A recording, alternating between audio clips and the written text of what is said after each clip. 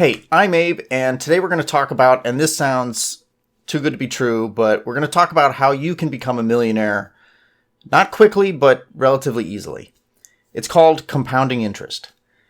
So how does compounding interest work? What is compounding interest, and why should you care about it? Compounding interest is essentially you gaining interest on your money, and then that interest, in addition to your money, gaining interest.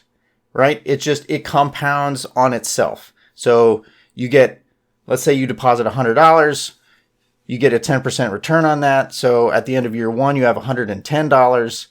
At the end of year two, if you haven't deposited anything else, you're going to get another 10% on top of the 110, not on 100 again. You're not going to get $10, you're going to get $11. And then each year after that, it goes up and it goes up and it goes up. So that sounds good, and it might sound like maybe after a few years you'll have, 50 or 60 bucks that you wouldn't originally have had. So let's take a look at some examples, and I'll show a few different perspectives and ways that realistically this will play out for you. So the first example here, just a basic compounding interest example. If you put in $1,000, after 1 year, what will that look like? After 2 years, 10 years, 30 years, 50 years. So the two big milestones I'm going to look at here are the 30-year and the 50-year.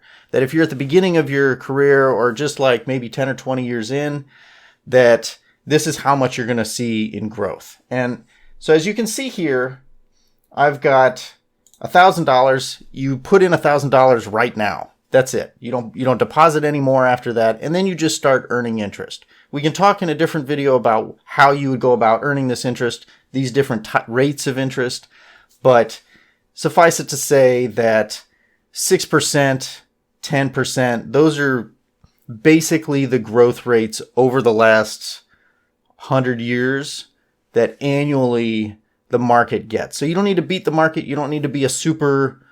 you don't need to beat all of the hedge fund investors and the banks. You don't need to do anything remarkable. All you have to do is invest in the market and then walk away. And you'll get somewhere between 6 to 10% over time. Or at least historically, that's what it's looked like.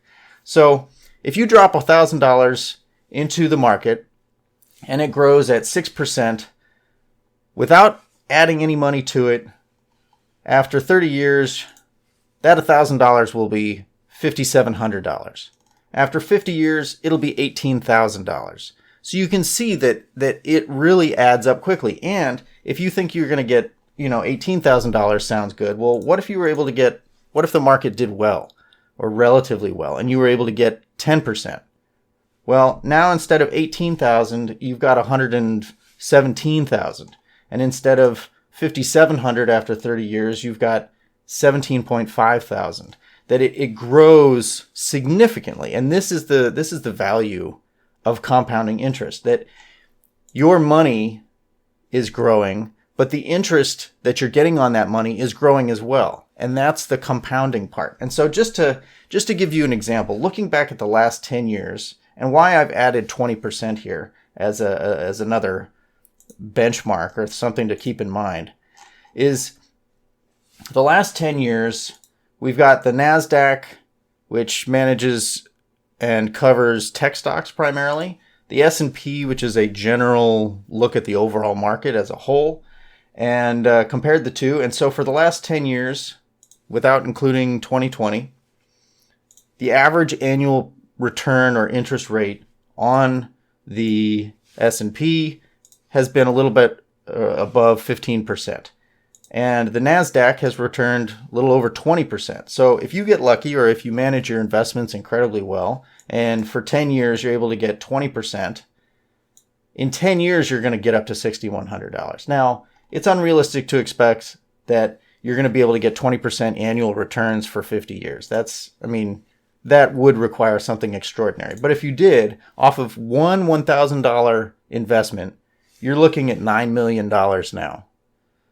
The value, and that's just, the interest rate doubles, but the amount that it turns into over time, way more than doubles. We're talking exponential growth here. So This is compounding interest with one injection of money at the very beginning. Like you've got some money now that you can save, and then you just give up on saving for the rest of your life. That's what this example shows.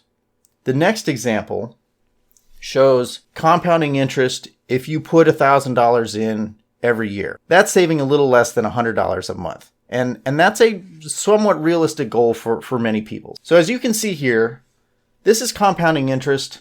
And now instead of just depositing $1,000 at the beginning and walking away, you're depositing $1,000 every year. You're getting interest on the first $1,000, the second $1,000, and the interest on the first $1,000, right? And then each year after that, you're going to be adding another $1,000, adding more interest on the previous deposits, and so on and so forth. 6% to 10%. Remember, this is our sweet spot right in here. This is an attainable goal. At 6%, after 10 years, you're depositing $1,000 every year. Yeah, I would normally have had $10,000 if I had just deposited it and it had been left alone and hadn't grown at all. But now it's $13,000.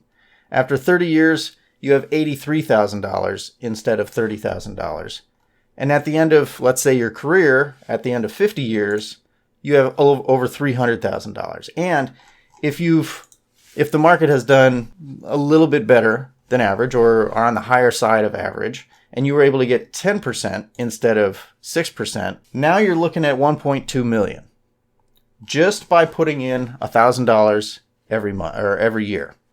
Once a year, $1,000, you manage to get 10% back through smart investing and just following the market. 50 years later, you're a millionaire. This is the value of compounding interest. Your money's making money. The money that you got from depositing it, all of that interest is making money itself. Everything is just snowballing. This is somewhat more realistic. This is a little bit more realistic to what your life would show. And again, just to look at the 20%, after 30 years, 20% returns would get you like 1.5 million. And then at the end of 50 years, you'd have $55 million. Again, 20% isn't a realistic hope or goal that you should have for the amount that you want to that you're going to get every year. But if you can manage that a little bit here and there, you can see that it pays dividends significantly well over the long run. So this is just $1,000 every year for 30, 50 years, however long you have until you want to retire, until whatever, right? And you can see that in a lot of places in the world, if you can retire with $1.2 million, you're going to be doing incredibly well for the rest of your life. You're fine. Some places have higher cost of living. Something to consider, and this is where the next tab comes in, is your career will grow. You're going to hopefully make a little bit more over time as you get older and older and as you progress through your career. And so you're going to be able to save more than $1,000 a year. As with all models or financial models, you want to understand the assumptions that you're making. And as I'm showing here, the assumption that we're making is that you'll have $1,000 once a year or over the course of the year to save for the first 5 years of your career. So from year 1 to year 5, you're putting $1,000 away. Now, maybe you got a promotion, you got some bonuses, you're starting to become a little bit more comfortable in your life. The next 5 years, now you've got $2,000 to save. You're putting away $150 to $200 a month, and you're feeling good. So the next 5 years, you're putting $2,000 away. The 5 years after that, you're putting $5,000 away. The 10 years after that, you've got $10,000 to save each year. And that sounds like a lot, but consider that this is in 15 to 25 years, that you're going to get a few raises. You may be the store manager. Maybe you'll just be a higher level engineer, whatever it is, that this is not an unrealistic goal for yourself. You spend 10 years being able to put $10,000 away. And then for the remainder of your career, you're sort of plateaued. You're making a good living. You have fixed costs that you're managing very well. And those expenses aren't increasing, but your income is a little bit over time. And as such, the last 25 years of your career, you're going to be able to put $20,000 away per year. It sounds like an incredible amount, but as you move forward, this may be something that you're able to do. And we can change these numbers. Just hit me in the comments. Tell me what numbers you want me to put in here, and we can see what that turns into. We can see now that 6%, 10%. We've got those numbers. After 10 years, you'll have saved $20,000 to $25,000. after 30 years, you've saved $440,000 to $720,000, right? And this is just on annually small savings. I'm putting $100 a month away, $150 a month, right? These are not huge sums of money if you're able to be disciplined about it. 30 years, you're at basically $440,000 to $720,000 saved.